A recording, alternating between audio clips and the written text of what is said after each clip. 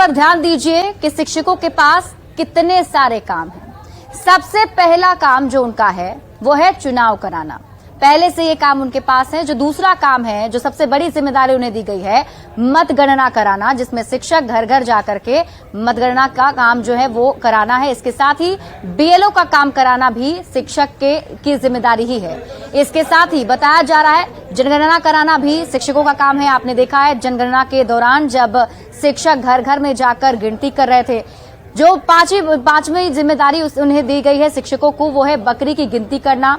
इसके साथ ही मजदूरों की गिनती करने का काम भी शिक्षकों के ऊपर ही है। इसके साथ ही चावल वितरण का काम करना जो है वो भी शिक्षकों के पास है। माध्याह्न भोजन बनवाना भी शिक्षकों का ही काम है। माध्याह्न भोजन के लिए जो अंडे आएंगे उसे खरीदना भी शिक्षकों का ही काम है। इसके साथ ही फाइलेरिया और आयरन की दवा बांटना भी शिक्षकों का ही काम है। नैपकिन बांटना ये भी शिक्षकों के ऊपर ही है। स्वच्छता अभियान चलाना ये जिम्मेदारी भी शिक्षकों को ही दी गई है। जन जागरण अभियान चलाना ये भी शिक्षक ही करेंगे। क्वारंटीन सेंटर में ड्यूटी करना ये भी शिक्षक ही करेंगे। मास्क चेकिंग अभियान, यानी कि किसने मास्क पहना है नहीं पहना है, इन सब चीजों की जिम्मेदारी, इन सब चीजों पर ध्यान देना भी शिक्षकों के ऊपर ही है। एमडीएम के चावल की बोरी बेचना, अब ये भी काम शिक्षकों को दे दिया गया है। खुले में शौच की निगरानी करना ये काम भी शिक्षकों के ऊपर ही है। प्रभात फेरी लगवाना ये काम भी शिक्षकों का ही है। मानव श्रृंखला बनवाना ये काम भी शिक्षकों का है।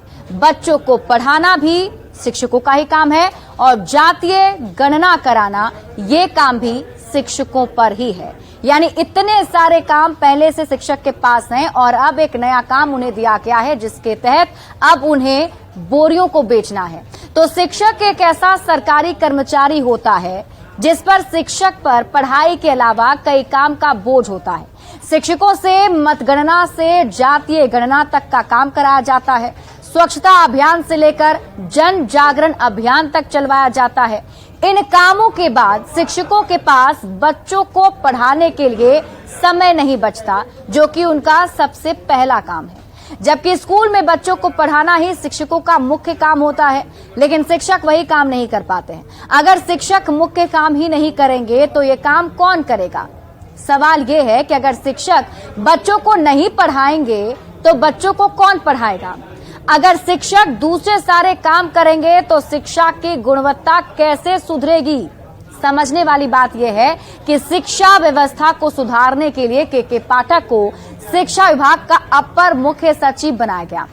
के पाठक के आने के बाद से ही कई बड़े बदलाव किए हैं। के पाठक के बाद लगा कि अब शिक्षक फालतू के काम नहीं करेंगे, लेकिन अभी नया आदेश आ गया है कि अब प्रिंसिपल मिड डे मील का बोरा बेचेंगे।